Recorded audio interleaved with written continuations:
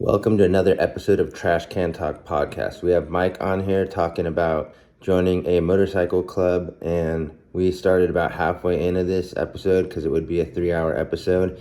If you want to support us, go to www.younggodsmfg.com, purchase anything. Our merchandise is on there, and join our mailing list at www.trashcantalkpodcast.com. Enjoy this episode with Mike.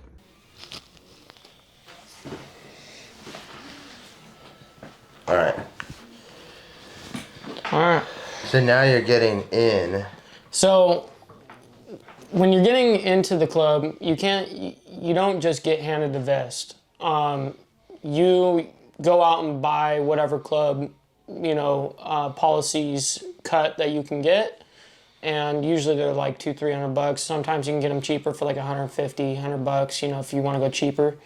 But anyways, you'll wear that slick back, and if you're going to be a hang around, you got to start at the very bottom of the spectrum.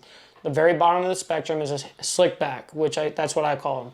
They got nothing on the back of their cut. It's just leather, and it looks good. You know what I mean? Right. Yeah. And so it looks sharp. Cool. It looks sharp.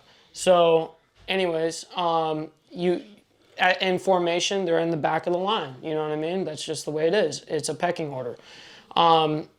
But yeah, so regardless, you have to earn each one of those patches that you get. So a hang-around doesn't have anything. He may have a club shirt that says support your local whatever club. You know what I mean? Right. That's what he may be having. He cannot rock some club gear until he's a part of that club. And sometimes even prospects can't even rock certain gear until they're actual members of the club. So anyways, you go from a hang-around phase where you're hanging around with the club, and then you go to what's known as a prospect stage or a probie stage, which is like where the club is prospecting you. Because the hang-around phase, you're prospecting us to see if you want to hang out with us. Right. And if you like what we got to offer, we can put you into the prospects stage if everyone votes on it that this person is, all right, this person's good enough to come in as a prospect. It's voted, come in. Right. They come in as a prospect, and now you're starting to get a little serious. Now you're getting some patches, you're getting your bottom rocker or whatever club you're a part of. You might get your name tag or not a name tag because you actually don't get a name as a prospect. You're just prospect or prospect X. It could be, but everyone just calls you prospect, But anyways, it could just say prospect. They don't even take time to learn your name. No, it's not that. It's just you haven't earned the right to even say anything to me yet. You know what I mean? Like, you're around us brothers on the set. When we're on the set, you don't have enough knowledge here to be able to talk to us like that. You know what I mean? You have to earn your way to be able to. It's a way you move on the set. You know what I mean? It's a very interesting thing.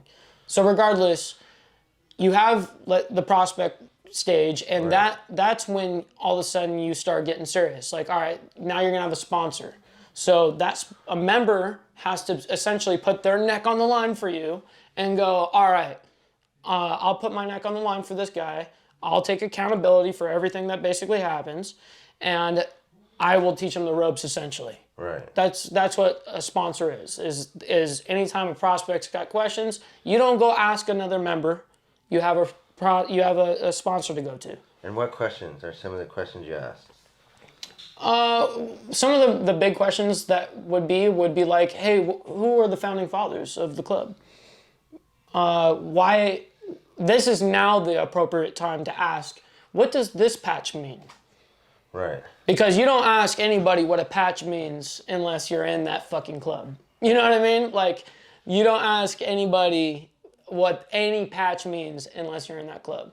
So that's the appropriate time to ask, is when you're a prospect and you go, all right, I want to know what this means. What if you showed me a picture of your vest right now? Can I say, what does this patch mean right now?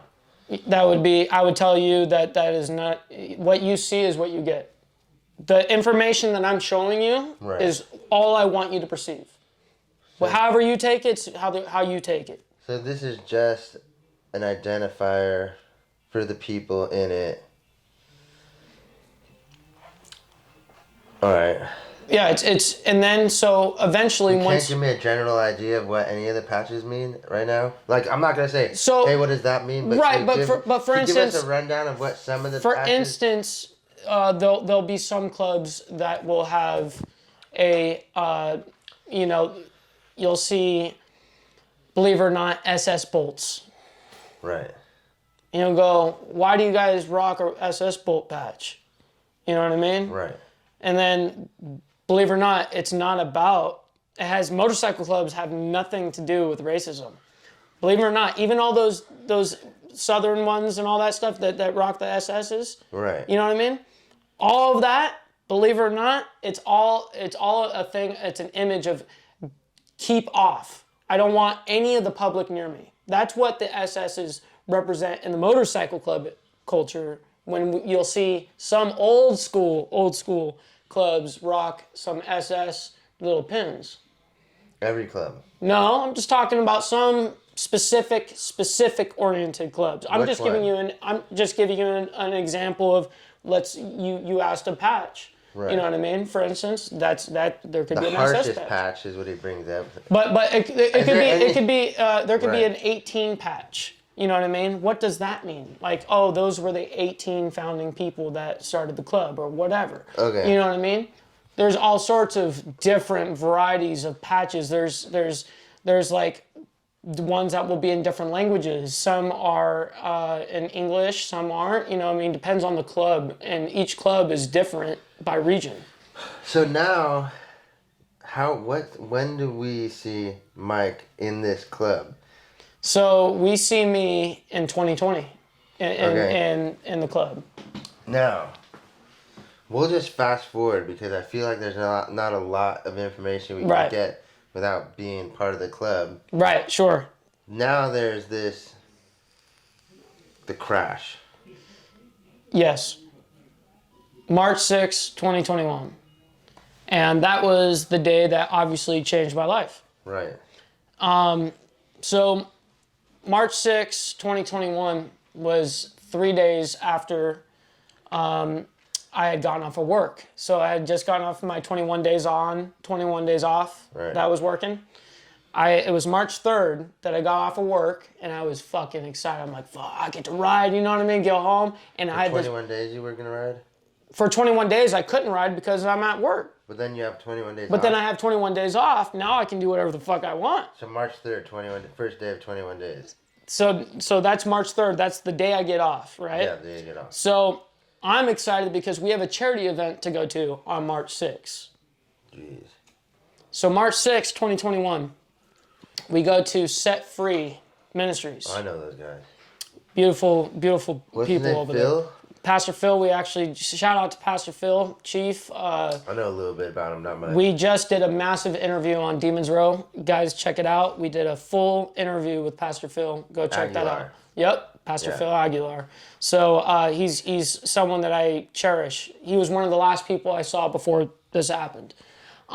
Seems like a nice guy. Yeah, so I was with them boys, and we had ridden all day. You know what I mean? We had ridden, and we ended up going to this place to hand out. I mean, we were handing out tons of pallets of food to the community. Right. It was, I mean, just pallets and pallets. I mean, we had trucks, semi-trucks coming. We were having forklifts take them off. It was insane. Is this with the bike club you were with? Yes. Maybe? Okay, go ahead.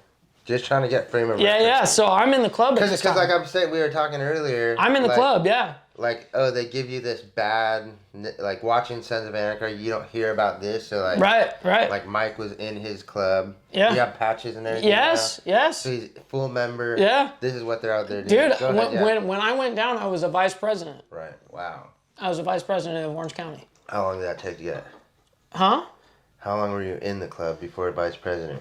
That's an answer that I cannot give you. Wow.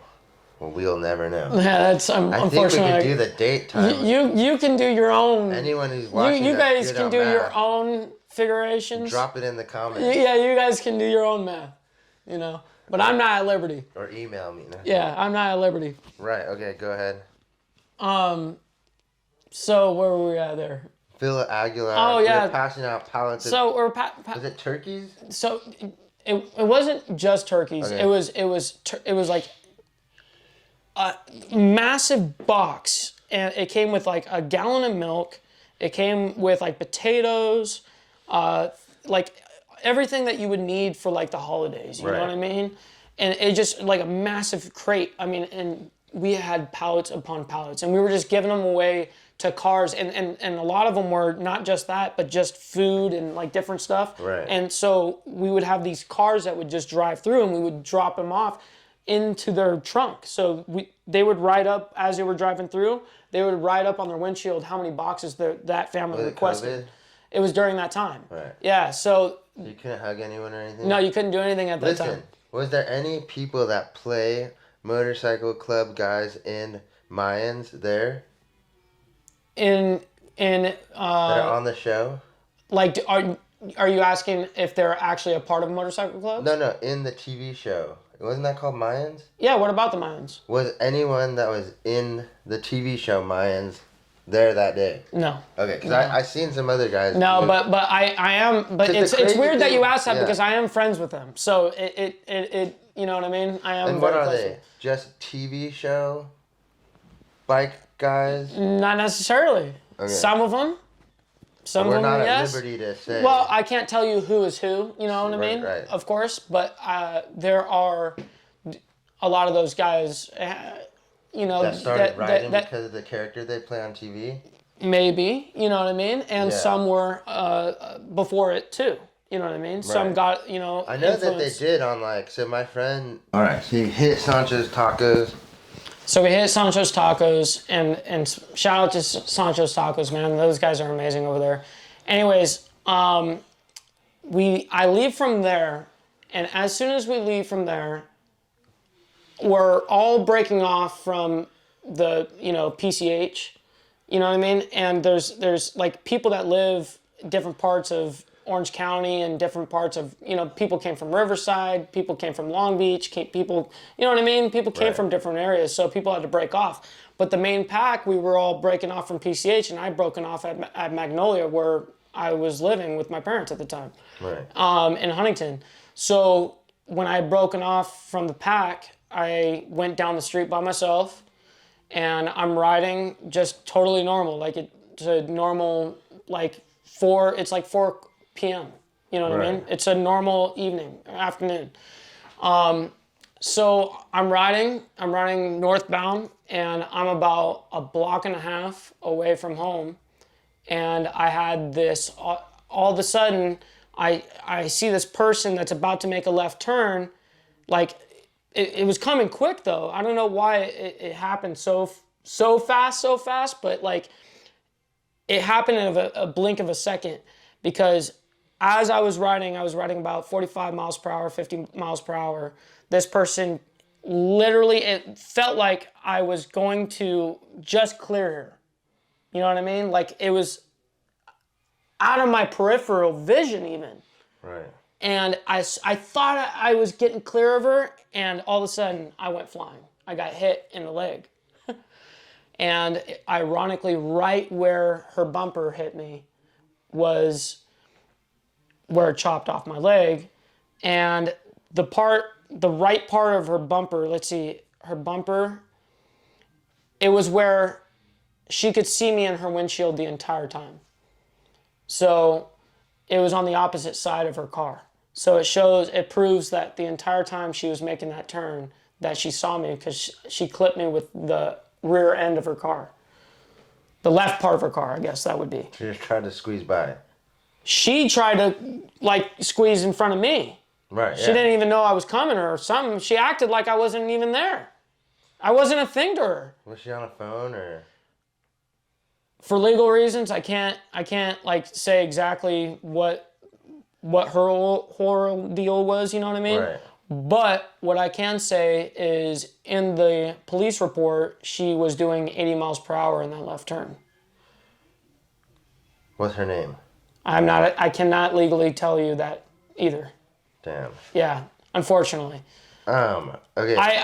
Honestly, I wish I could. I know. You know what I Fuck mean? this lady, huh? You know what I mean? But this person got off completely free, dude. Like to this day, I've not received unemployment.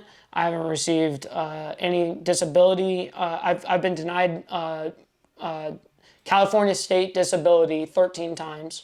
So yeah, you know, We're gonna change that. it's crazy how strict.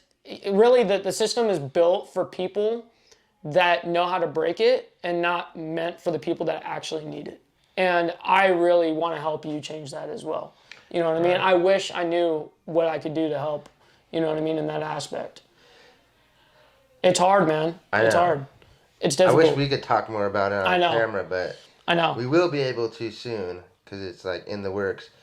But like, so you get hit, you go down. Yeah. So, anyways, I get hit by this woman. I go flying, and as soon as I'm done. Was the leg severed immediately? So as soon as I'm done tumbling from this, accident, Right. she was. You got to think she made that turn at 80. I'm coming at 50. She didn't stop.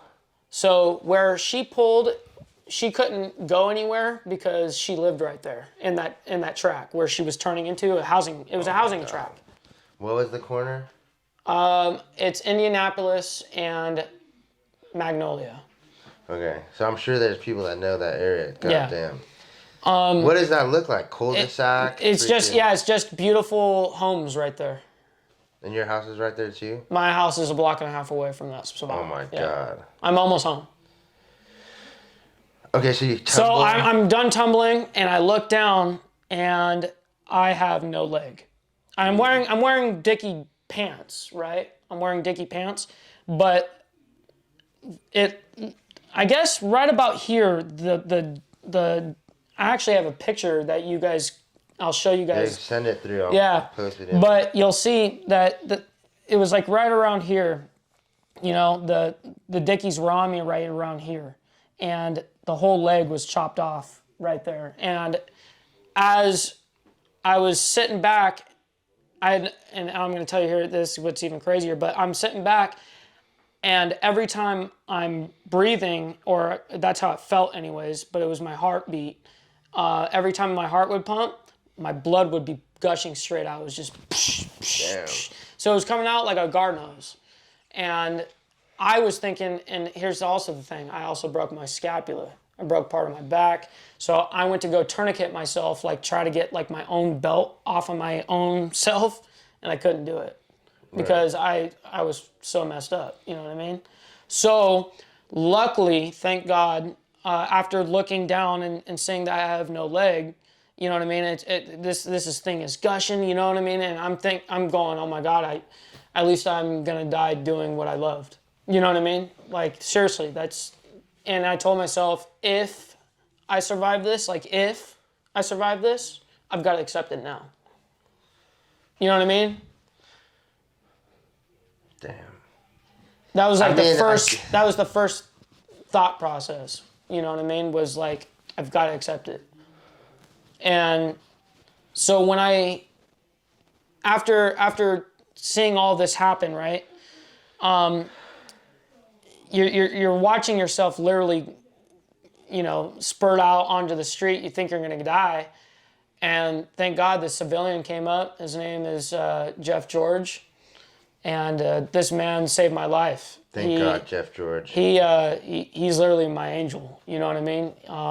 He was a random dude on one of those electrical bikes. You know what I mean? Electric bikes. Yeah. And he had told me this, and I talk to him all the time, like every week. Yeah, nice.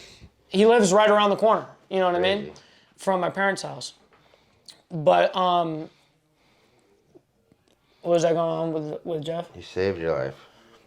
So, this man comes running up, and he goes, I look at him, I'm going, dude, I'm gonna die today. I'm gonna die today. And he goes, you ain't fucking dying today. And he wrapped around his own belt, and he pulled it back, and he was pushing this part of, you know, the end of the leg. He was pushing it with his leg and pulling the tourniquet at the same time, and just pushing and giving as much pressure to not let me bleed out. You know what I mean? Until the paramedics got there. How long did that take? It felt like forever. Yeah, for sure. But they responded fairly quick. You know what I mean? They were there Under fairly 30 quick. minutes? Probably around that mark. That's nice. You know what I mean? And so when they did get there, I'm still conscious through this whole thing. Right. You know what I mean? I'm still conscious through this whole thing. They load me up into the paramedics. You know, they're asking me all these questions, you know what I mean? And I'm sitting here going, why are you guys like asking me these legal questions right now? Like, Yeah, fuck. like, dude, Crazy. I'm fucking dying right now. Right. You know what I mean? You What guys were are. some of the questions they're asking you? They're like, how fast were you going? Like, Oh my God. like, dude, all because I wear a vest, huh? You know what I mean? Like, trust me, I have my own feelings on it.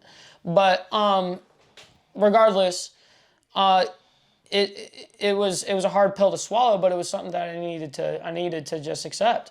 So And always, I mean, I'm gonna give this for anyone's future reference, but like, these guys are the same people, like, as a cop when you like divulge information that goes into how the case is perceived or presented in court. Those are the things when you say. So it's almost like I always feel like too. What happens is like on whatever way they need to spin it, where they want to see who is the good absolutely, and bad. absolutely. They're definitely gonna ask you at that point if they Of think course. in your head.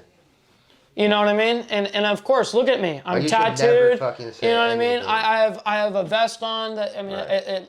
it doesn't. It's not a good look to the cops. You know what I mean? But Did a cop ride in the ambulance too? no. See, one time I had the cops in the ambulance.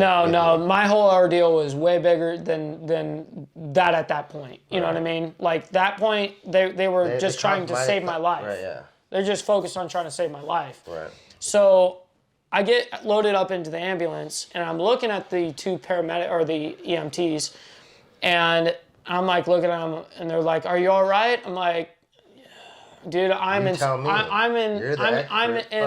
the most amount of pain Right. that I've ever 1,000 out of 10 pain. Okay, right now, and I don't know what to tell you, and I'm not passing out. Right. You know what I mean? Like one or the other, and they're like, okay, we're coming in with the first dose of fentanyl. Boom, they hit me, felt like nothing, like literally fucking water. Right. So I'm like, dude, that was nothing. Like, help, do it again. And they're like, okay, boom, they stick me again. They hit me a second time, felt like nothing. I look at them, I'm like, dude, I have zero pain reduction, zero. And they're like, well, we're at our max. Right. And I'm like, well, fuck it, boys. You know, and they looked at me and they're like, damn, like you're like, they just started laughing because I started laughing with them. I was like, dude, like you got to make light of this situation because now I don't know what else to do. Right. Because this is so insane that I can't even believe that I'm witnessing and seeing all of this right now. You know what I mean? I can't move my arm. I can't do shit. I'm strapped into this gurney, you know? And let me tell you what, out of all of this, that next day when I woke up from the first out of 4 surgeries, when I woke up, I had the biggest smile on my face because I just lived through that. Right. I just lived through all of what I just explained to you, and I literally survived it. I told myself in the beginning, remember, what was the first thing I said to myself? If I survive this, I have to accept it now. And I did. I embraced it. I was like, bro, so these guys are telling me in the hospital, like, oh my God, like, this guy has a 20% chance of walking again, you know, kind of thing. And I'm going, yeah, right. Like, I'm getting back on the bike. Like, you guys are crazy. Like, I'm getting back on my motorcycle. I'm doing my thing. Like, I don't know what you guys are talking about. You guys are delusional. You know what I mean? But at the same time, of course, I'm in a fuck ton of pain. You know what I mean? So listen, right here too. So like, what do you say that was like day 2 or day 3? Or was it one night wake up and you're like? That was the March 7th. That was that very next day. So what kind of like support system did you have March 7th? 0. What? Not even parents or anything? Do you want to know why? Yeah, kind of. So this is how fucked up this is, and I'm going to tell you guys straight up. This is when COVID was out of control, right? Okay. The restrictions. Right. The restrictions were so fucking hard during that exact time that they wouldn't even allow my fucking parents to come visit me in the hospital. 26 days. 26 days. Couldn't have anybody. Damn.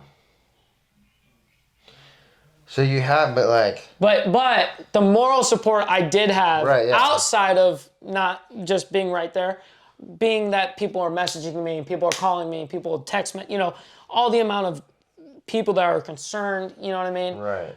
It was insane. It was insane. I could not believe, because I didn't even know that anybody knew about it. How did they know? Well, my parents at the time, you know what I mean, wrote up this thing on Facebook and Instagram, like a little post that I had gotten hit, and that I was going into UCI and pray for me, you know what I mean? Like, hopefully I get through it. Did you had your parents, were you dating someone at the time? I was.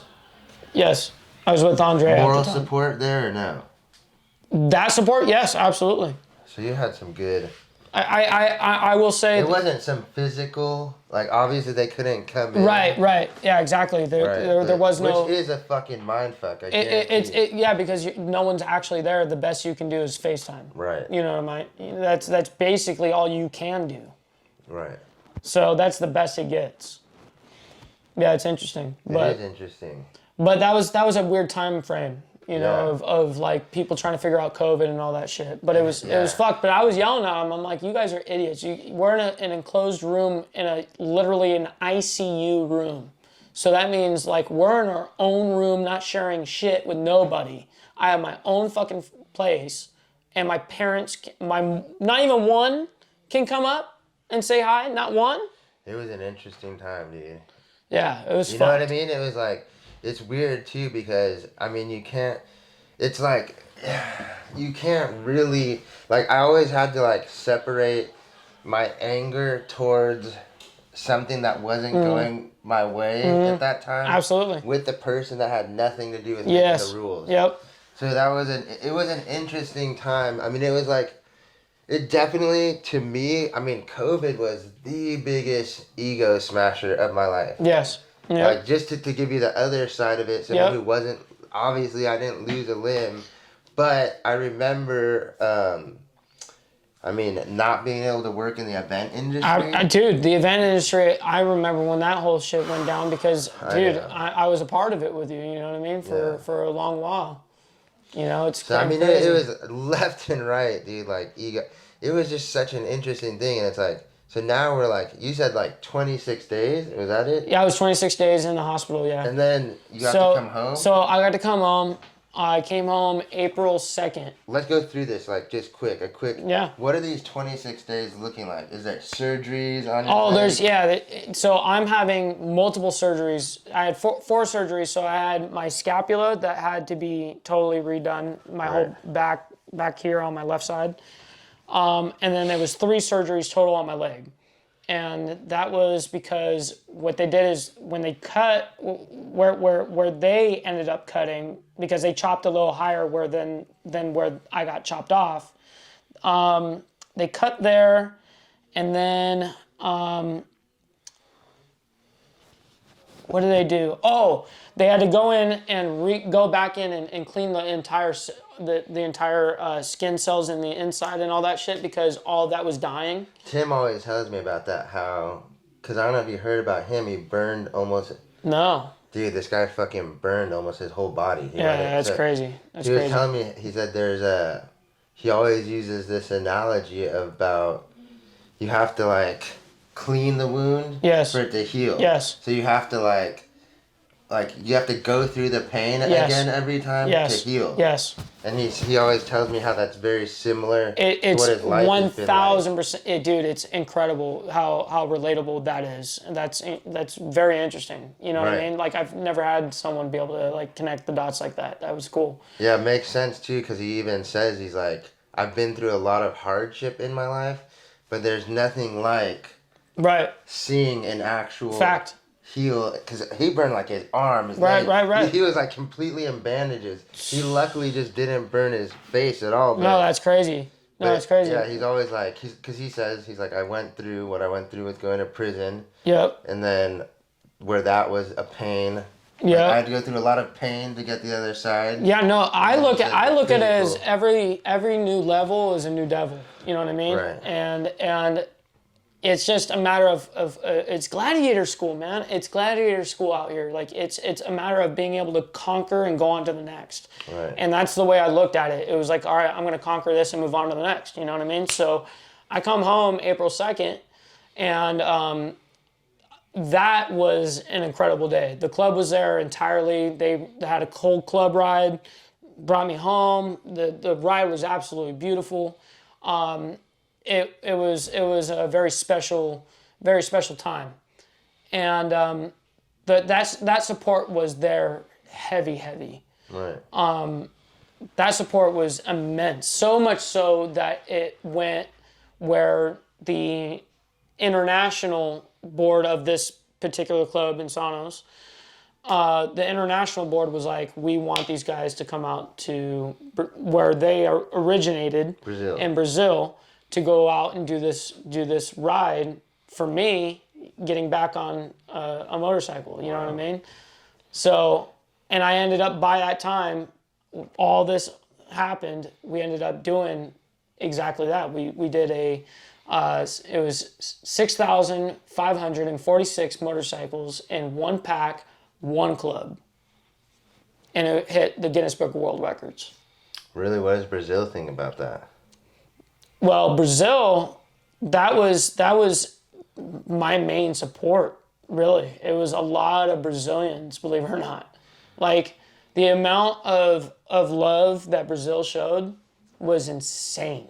What does the whole area think about that? Do they look at that club like outlawish, or they support them? No, they totally support them. 6,000 No, people that's just right there. You know what I mean? Like they got a lot of people. You know. So like how long then was it from you not getting out to getting on that bike again? So, it was a matter of just being able to, first of all, get through the hardest time of healing. You know what I mean? And just being able to fucking get up again. Right. Just being able to wipe my own ass again. Just being able to fucking. Because this was broken. Dude, fuck yeah. What is so that, the this right scapula? my left scapula. Left scapula. So this is in like a brace like this, and I have no left leg. So your left arm is in a brace. Yeah. Just for the people listening. Right.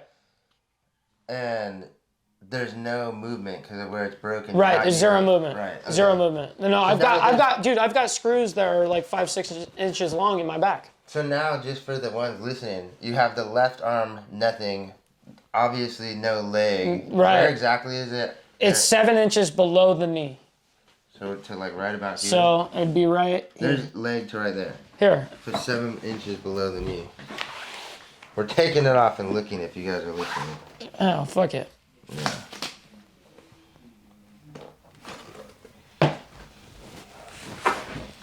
Carbon fiber? Yep.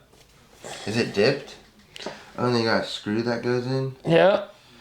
Crazy. Yep. So does it feel better to have it out, or believe it or not, yes. Yeah, I bet. It depends on, if you're obviously if you're standing, it believe it or not, pushing, because it doesn't just put all the weight at the bottom. It's designed to grip you perfectly all the way around. So when you're actually standing and putting force on it, sometimes it pushes the swellingness up. You know what I mean? It's kind of interesting. So what does this look like? I mean, I'm just like, so then the left arm's not working, and then dude, just give me like the emotional play-by-play too, because like I know you were in pretty high spirits the entire time. From the second that I woke up to the moment that we're here now. But no, the reality is it doesn't stay like that 24/7. No, but I mean it's like I'm going to be 100% honest with you. Right. I never cried over it. Like, I was okay with it. I was genuinely okay with it. So, but through that time, you did end up breaking up with I did. So Do you think this had any effect on that relationship, or no, It was just no. It was actually my decision to end that relationship. Okay. That was not her. That was not her. Definitely not her decision. Right. Yeah. And what went into that decision? Do you mind talking about that, or is Yeah, man. I mean, the thing is you just if you're with the right person, or if you're with the wrong person, and after you go through something so traumatic in your life, though someone could be sweet and loving to you, and I'm not saying, that's a good or bad thing or whatever, but you may or may not be in love with that person. You know what I mean? And it doesn't matter what they're doing. It doesn't matter. But after going through something like this, you realize real quick, how you realize the value of time. Right, because it's like I mean, you couldn't say to me, like, you couldn't tell me right now, or like I couldn't say to you, hey, I'll give you $1 million today, but you're gonna die tomorrow. Right. You say, no, I don't want the $1 million. Exactly. Then fuck you. Yeah, exactly. I don't want it. Keep it. Right. Yeah. No. Exactly. So that's exactly. Right. So I mean, but here's the interesting thing about that, though. And because you said originally it had nothing to do with what happened. Right. But I mean, there obviously was this psychic shift. Yes, and I guess, or I don't know what to say. And I guess I know what you mean by that, like a spiritual shift, or perception towards everything you look at. Yes, perception is definitely 100% changed. That is what I believe is what gets you through everything, is perception. You know what I mean? That's something that I look at. I've always been able to find the brightness in every dark situation, rather than be the person that looks. And it seems like our foundation of people now, it seems like these people look at all the bad. Oh yeah, you in the United States, you judge everyone by the worst thing they ever done in their life. Yes. And now, so just me, okay, so I was a drug addict my whole life. It almost doesn't matter anything that I do now to make my life better, to impact the community, to the people who see me as the drug addict. Right, there's nothing you'll ever be able to do to change that perception that they have of you. So everything I do, this podcast, working at this rehabilitation center, helping nonprofits, doing humanity charities, is some sort of con in their eyes to get something. So it doesn't even matter that this is what I've done with my life for the last 5 years is completely made my life, instead about figuring out what the world can give me, is looking at what I can give the world. Right. And that's what I do, is I wake up every day and I just think of how can I make everything around me better? So in turn, my life becomes better. Exactly. So there's an example. So that's exactly the $1 million question right there. So everyone asks, how can I make the world a better place? And I've always said the same thing. If you change and make your world a better place, if you make your world a better place, then I'm going to make everyone in my world better. You know what I mean? And it's going to be an uplift on everybody. And then it's a trickle-down effect. And that's how you really change the world, is if you change yourself. Right. You know what I mean? And that's what it really boils down to, is it comes down to you and your perception and the way that you look at things. Like for me, I talk on PMA, positive mental attitude. And I mean, it's something that I learned on the actual bed, at the hospital. Right.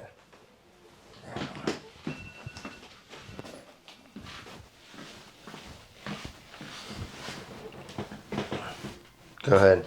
No, something I learned in the hospital. So now you're out. We get past, 26 days in there. You've been out for a while. The breakup happens. So is this when the leaving of the club? No. So I'm still a part of the club. So the ride hasn't happened yet for you know what I mean, that big Brazil ride, you know, that they organize. Right. None of that has happened yet. You know what I mean? That wasn't until 3 months later. Okay. You know what I mean? So to give you some timeline here, you know what I mean? 3 months later is when you. That's not the first time you got back on the bike. No. The first time I got back on the motorcycle was 30 days after I got out of the out of the hospital. So now, in 30 days, this arm was healed, or you just got back on like this? No, it was I was good enough. I had no restrictions. I had nothing. I was cleared at the hospital. And learning to walk again, nothing, just like riding a bike? No, you relearning how to walk is very intricate. Like you don't even know how much goes into your walking. Like you literally have to relearn how to walk. Right. Yeah, it's a trip. Like they have to teach you how to move your hips right again. You know what I mean? Because you won't do it. And what was that like so 30 days, how much hours a day were you learning? Well, okay, so to give you perspective, this cannot heal for about 2 months. It takes about 2 months for me to You even... jumped on with one unlegged... No. So it takes about 2 months to get 26 days, to get to the healed point where you can actually wear your first prosthetic leg. Right. That's about the 2 month mark. You know what I mean? That's when I could barely walk. There's actually a video on my Instagram that was filmed live, and I could barely walk. You could see me put the bike back and everything. So I start the bike, go ride the bike around, put the bike back, and then you'll see me limp really, really bad with a cane, you know, off that motorcycle. You know, it was like I was at home on the bike, you know? Right. Like I can throw that bitch around like anything, you know what I mean? I still can. Like I throw that thing like around like it's nothing. You know, I love it. Right. Yeah, it's something I love being. My next, what I'm gonna do, coming up soon, not to deviate too much, but I got something real cool going on where I'm gonna go out and I'm actually gonna do a burnout on stage and then flip the kickstand down, throw the bike down, and then get on the mic and start talking to everyone. You know what I mean? Wow. It's gonna be dope. But yeah, so. We're now, so it's like 1 month. So it's 26 days in. You're saying 1 month after, so that's pretty much 2 months. Yes. You jump So back I jumped back on the bike, and that's when, and I did it for me. Like this is a me thing. It like a lot of people were like, hey, did you feel pressured to do that? Like, absolutely not. Like that was all me. You know, I loved it. Like I was without the prosthetic leg, I would sit on the bike that was ready for me. When I would have a leg, I would just sit on there and just sit on it because that's where I felt at home. Right. You know, like I love being on a motorcycle. So in turn, because I did that, it gained a lot of traction, of course, just like anything else on the internet does. Right. And because of that, then the Insanos found out all about me doing that ride, and they were like, oh my God, and they wanted to do this whole organized event, you know, down south. Right. Which was dope. So that was 1 month later. That was... Because you said 3 months after you're out? Yeah, so now... 2 months later. So it was 2 months. 2 months. Right. So no. So this is 2 months. It was only 30 days out of the hospital. When you got on. When I got on the bike. 2 months later is the big ride. Yes. Well, just a month later, actually, from there. Okay, a month later. So 3 months after you're out. Yeah, something like that, yeah. And then now, are you single on this ride when you go to this ride?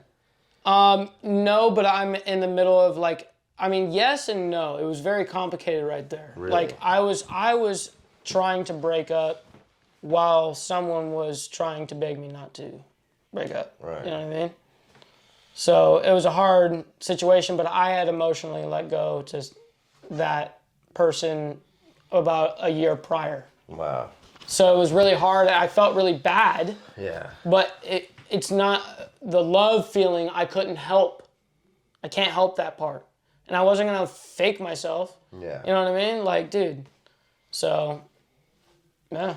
And then so you guys do this fucking ride. Mm-hmm. And then how much longer is it till you exit? And then when I exit the Insanos? Yes. So I leave the Insanos January of 2022. So this year, the beginning of 2022. Right.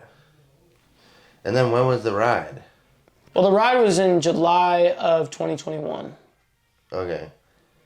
So 1, 2, 3, 4. And so you leave 5 months after the ride. Yeah, 5 months later. Why?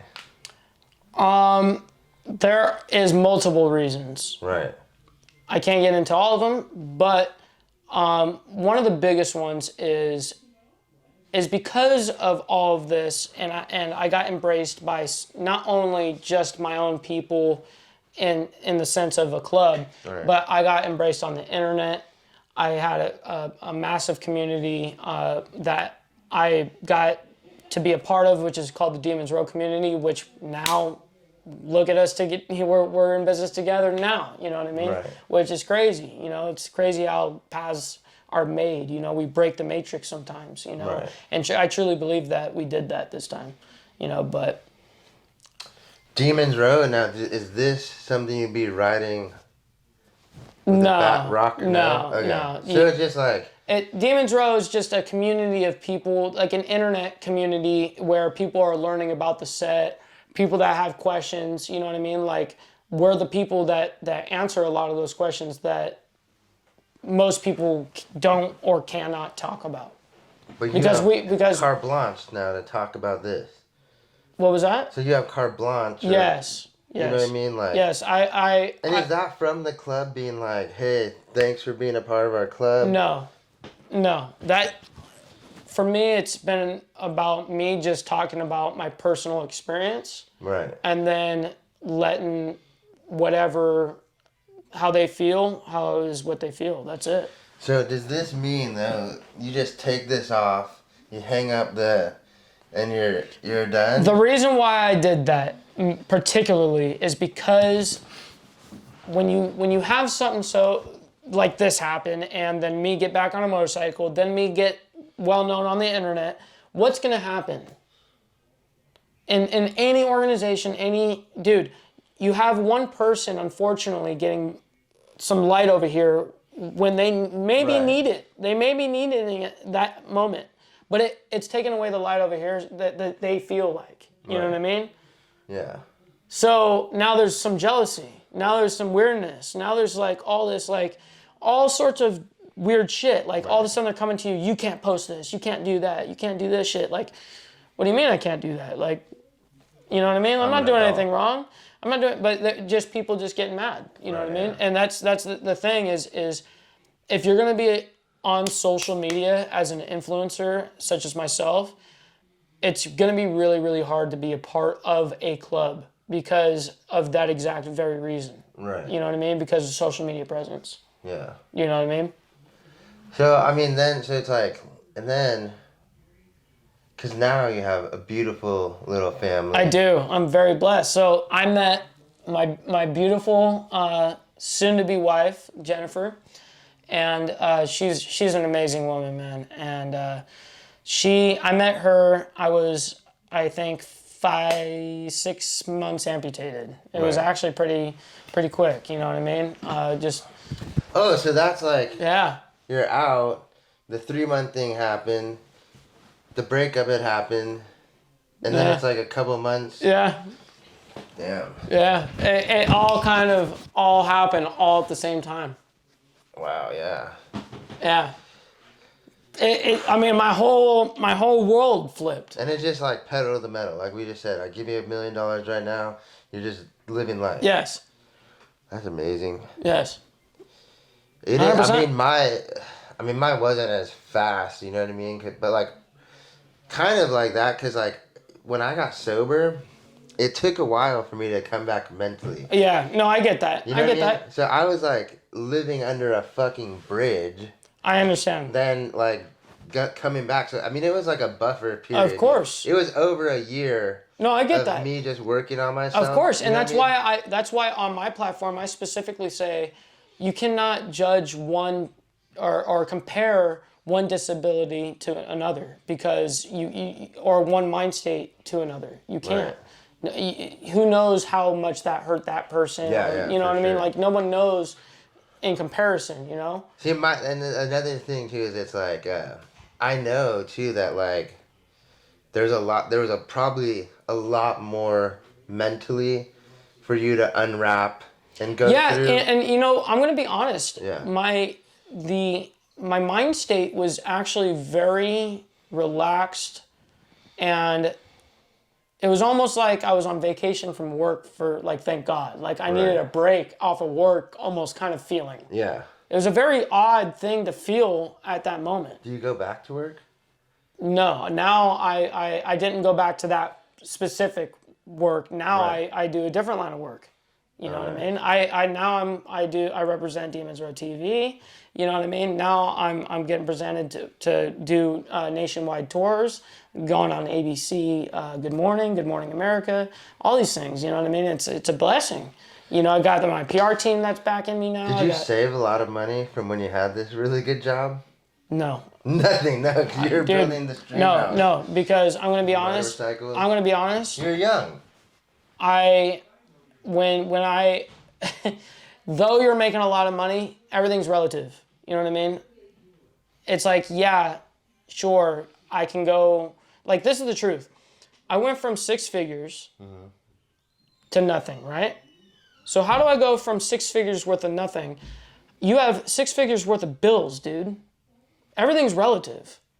You know what I mean? And I did, you know? Right. So the truth is, I have to go bankrupt. I ended up losing everything. Did you file bankruptcy? I haven't yet. I'm about to. Do not. Dude, I'm about to. We'll talk about this after. But, I mean, so... There's nothing I can do at this point. I can't at this point. It's a fucked situation. But right now, you're on the up and up. 100%. And you're going to... So this is what I always tell people. And I'm going to just say it because these guys need to hear it. But, like, so I was thinking about that, too, because when I gotten sober, I owed around $60,000, and I had nothing. Right. I had nothing. Like, I mean, when I started, I was working for Golden Voice. And Right. I think, like, when I got sober, it's like I came back, I think a couple months passed, and then Coachella happened. I mean, obviously, I was, like, destitutely homeless. And then, you know, Jacob, like, blessed me with this job. Yeah. He was actually, like, I remember the first day they were working, it was like 7 a.m. He's like, dude, you're on. Like, get over here. And I'm like, I don't even drive. Right. He's like, just get over here. So I called me and my friend called his mom, and she Ubered us all the way from downtown LA to fucking Indio. Oh my God. That's like $145. It was over $100. Yeah, $145 Uber. So, like, you know, but like the same thing, I was like, dude, how am I ever gonna pay $60,000? Like, this is my mind frame 5 years ago. Now, I mean, like, you know, you heard some of the phone calls I was just making when we turned the camera off, and and not to like brag or anything, but dude, 60,000 is nothing. Right. So just remember that when you declare bankruptcy, you can't buy a house. You're not gonna be, you know what I mean? Like, right. No, I get it. There's a lot of stuff you have to unwork, and it'll take 8 years. Oh, I know it takes 8 years. You know what I mean? Well, I heard 7. And then. On top of that, you know, I'd highly if you did do it, advise you not to get married. Right. In the 8 years now. In that time frame, yeah. And I'm not like a financial advisor. So like, don't take it. Yeah. Like, if you're watching this is two homies talking. We're enjoying ourselves. So this is like, you know, you're getting a real talk. But if you are watching and you're thinking about doing that, obviously talk to your CPA, do your own investigation. Absolutely. Don't take my word for it. Or mine. You don't have to take my word for it. But like I said, I just feel like, no, you know, so just from personal experience, not to speak on your back, but from personal experience, I knew at that time in my head, I felt it. I thought it was real. I was like, there's no way to get out of this. Mm-hmm. What am I going to do? I was just homeless. Right. And I was like, in all reality, what is my, you know, it has to be very similar. It is. You mean the leg to this, and it's just when the world switches up on you, I mean, this is where you need to dig deep into that PMA attitude. Mm-hmm. 1000%. And to just be like, dude, I don't need to do that because everything else I've done is way bigger than this money that I could possibly owe. Yes. 100%. And you're just on the up and up. I mean, like I said, you're an amazing musician. Oh, I appreciate it, man. No, to be on Here's the thing: is maybe in the realm of things, like we've played music and sometimes where it wasn't hitting, Right. but now we've experienced enough to where we go, holy shit! Right now, MGK is doing what I know. Right. Sure. And I could just jump on a guitar and jam it out. Yep. So, I think that comes in with exactly what you did. Like, Yeah. you showed me a little with Yeah. No. Check. I got an EP coming. That I was a part of. That it was awesome, man. We wrote it on the spot, actually. You know what I mean? In the studio. It's just. And the same thing. We have this like studio backing that's about to happen right here. That's dope. And I mean, like it could just be the next, and Yep. the next, and the next, Exactly. and the next, and then you never know. Like within 6 months, one of these songs hits. Exactly. You get a publishing deal. Yep. And that bankruptcy, you'll be like, "Fuck, I wanted to buy a house." I know, right? I can't. I know. And you are, and I do understand that point that you're getting. I understand that. And luckily, I mean, no, I haven't done it yet, and it's not something that I've totally investigated 100% My friend in yet. almost did it. But it's something that I've definitely considered. Like, I'm sitting back going, yeah, I'm definitely gonna probably end up doing this because there's no way, there's no way that it's gonna happen. You know what I mean? Like, what I owe, no way. Impossible. To get back to, because we're gonna. Yeah, I know. We'll chop this up. Yeah, more. of course. But is it more than what I owed? 60,000. Yeah. So I just want to say I paid the 60,000 off within 2 years. That's good, but I'm not gonna do that. No way. But now getting back to this, because I see the Instagram. So like you guys moved in a nice spot. Yeah, absolutely. Yeah, You know I what I mean? found a beautiful house to take over, and we went all in to the aspect of just making it as nice. Wait, that? Just one of the drinks. Just make it as nice as possible, and we put a lot of love and care into it. You know what I mean? We knew that. Did you redo that driveway or came like that? No, we redid all of nice. it. Yeah. Oh yeah, you did? We redid all of it. Yeah, because we were like. I redid mine. Because we needed the parking. Because I have a. Was there a lawn right there? That whole thing was a lawn. Good call. Yeah, that whole thing was a lawn, and I needed parking. Right. There's no parking there. For your bike. I need it for the Truck? 2 cars, the truck, and a van. Those gotta go before bankruptcy. Well, they're not nothing under my name.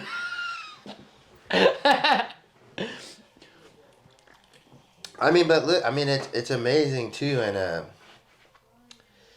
I see that you've taken on like another father figure role. Absolutely, and that was another life-changing event. It's life, dude. So imagine, You guys started dating. So I met my old lady 5 months after I was amputated. Right. What did she think of this? She didn't even notice it. Because I never acted like it was a She thing. just had pants on? She didn't No, I fucking always wore shorts. Dude, to this day, I've worn like pants twice. That's cool. I purposely don't wear pants. Right. So just nothing, she never... It's just confidence. Hold on a sec.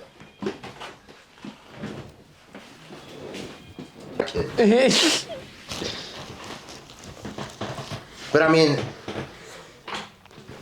so you guys, it was 5 months. How long, so how fast did this move into like... So, okay, the whole reason why we moved was because we found out that she was pregnant. Right. You know what I mean? So that guy still works. That's good. That's everything. Everyone tells me, like, at least you didn't lose that. You know what I mean? Like, you still can enjoy that. No, absolutely. But no, and that was a blessing because it was someone that, like, I truly fell in love with. You know what I mean? Like, it wasn't just somebody. It wasn't on accident. It wasn't like that. Like, I actually truly loved this person. You know what I mean? Like, though it was a small time frame because I met her, let's say, at the 5-month mark post amputation. But then it wasn't, I don't know, like 4 or 5 months pass or something like that. And then she gets pregnant about that time. Or about 4 or 5 months. Right. So When it happens, it happens. I mean, that is Yeah, the same thing. it's like with me and you Chelsea- can't rush shit. You know what I mean? And we didn't purposely rush anything. It was just we did things the way life hit us. You know what I mean? And so you just got to roll with the punches. And so as soon as here's the thing, my old lady, she lived with her mom, and her mom lived in this 2-bedroom apartment in Section 8 of Orange County, right, in Anaheim, and she had lived there since 1996, 7, something like that. So my chick has only ever known that fucking place and she's 23 now, almost 24, whatever. So it's kind of crazy that she went from that, and I'm going to flip her whole world around. You know what I mean? I'm going to take you, uplift this whole family, and went, hey, I'm going to make sure that you guys are in a secure, beautiful spot, as best as possible. Came with you guys? Yeah, I brought her. Wow. Because it was my decision. It was like, we're moving out, me and her. You can come with. If you want to go with, we'll get a 3-bedroom. You know what I mean? Like, if you want, you know what I mean? Because we couldn't afford like 5, in Orange County, it's expensive as fuck. Yeah, for sure. Everywhere is. But, we were originally going to do a 2-bed, 2-bath, but we ended up going with a 3-bed, 2-bath. Yeah, but it was crazy, man, how we just, we needed it for the space, and we ended up making that house absolutely beautiful. Nice. I mean, she's like my relationship with Chelsea was a fucking roller coaster. It was just a lot in the beginning, and yeah, mine is definitely a roller coaster for sure. I'm not gonna say it was all peaches and cream. No, mine was mine was peaches and cream for over when COVID hit. It was like gnarly. No, I understand. Then we were locked in this fucking room. Yes. You mean like even? And now you're always together. It felt like we were just in a room. You know what I mean? And then, like, we had to do all these things to keep the salon open, but like in this room. Yep. So it was really hard. And then after that, you kind of, the thing that I realized that happened in this relationship is just that, like, I mean, I wouldn't do this for anyone else. Because I've just never been one to like care or want to be like in what I used to think in the beginning when COVID happened. Right. I was physically locked in a house. My mind started to tell me that I was locked in. Yep. But that was just COVID. But see, that's what's crazy, man, is like during that time of COVID and like and at least in my culture, in the motorcycle club culture, we paid no mind to it. Right. We didn't, I mean, we knew it was a thing. We knew that not to get in close to anybody else, but we did our own thing, dude. Our clubhouses were still packing. We were still doing our shit. Fuck you guys. Right. You ain't gonna tell us what to do. What are you guys doing at the clubhouse? Playing cards and shit? Dude, enjoying ourselves. You know what I mean? Having a great time. What are you talking about?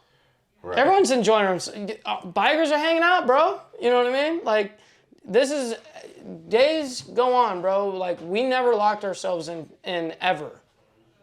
See, I just didn't know who. I know. You know what I mean? I know. So the crazy thing is like. My dad was like deathly like afraid of it. Right. Like, and because he thought it was going to kill his mom. You know what I mean? Because his mom was old and who has since now passed. Right. She recently passed. But he was, because she was on her tail end, he was a little scared that if he brought COVID in the house, it would kill her first, you know what I mean? And so he was so deathly afraid of it, like anxiety, panic afraid of it, you know? Yeah. So I understand that side too, you know? Mm-hmm. So, and it'd be a conflict, and that's why I had to move out of my dad's house at that time. That's why I moved out, was because of that. Really?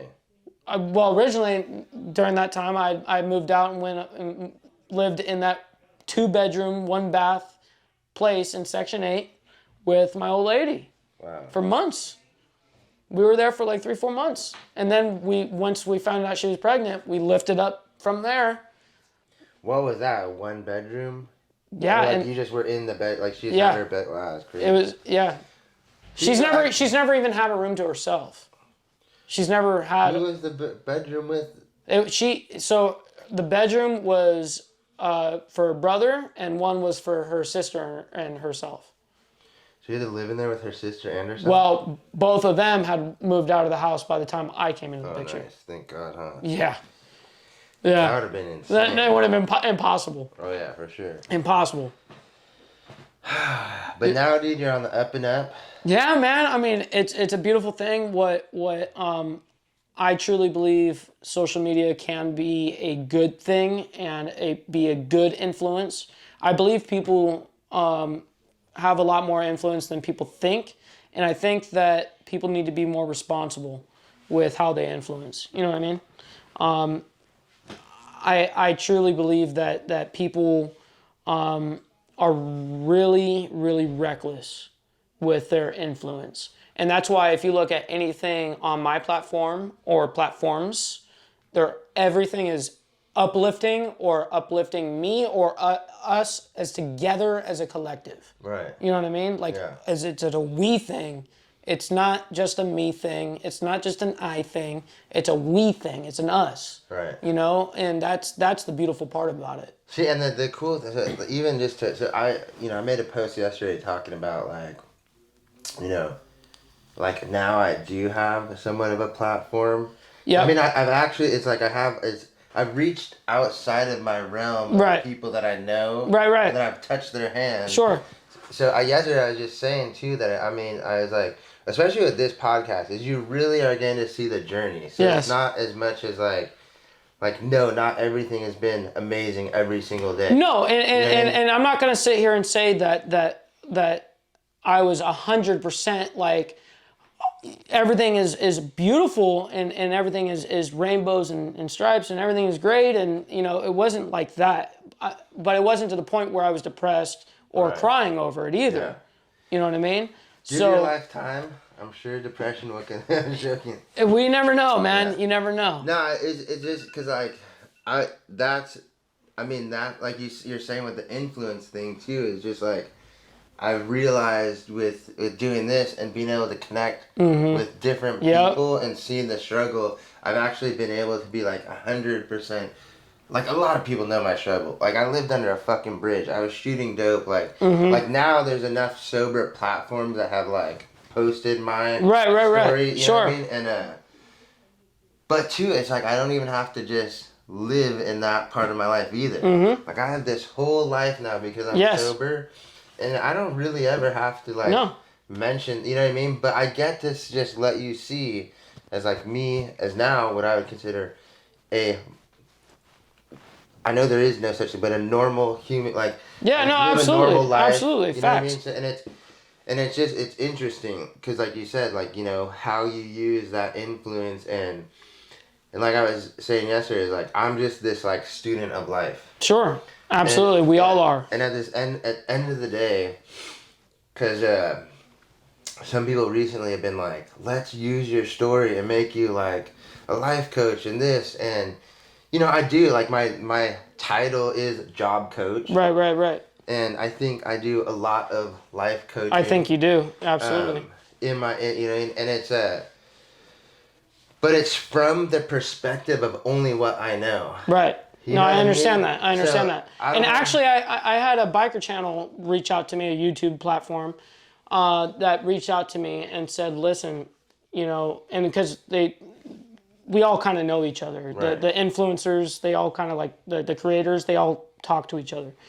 This guy reaches out to me and goes, hey man, can you make this phone call? Because this guy just lost his leg. Right. Yeah. And I don't know what to fucking say to him. Right, yeah.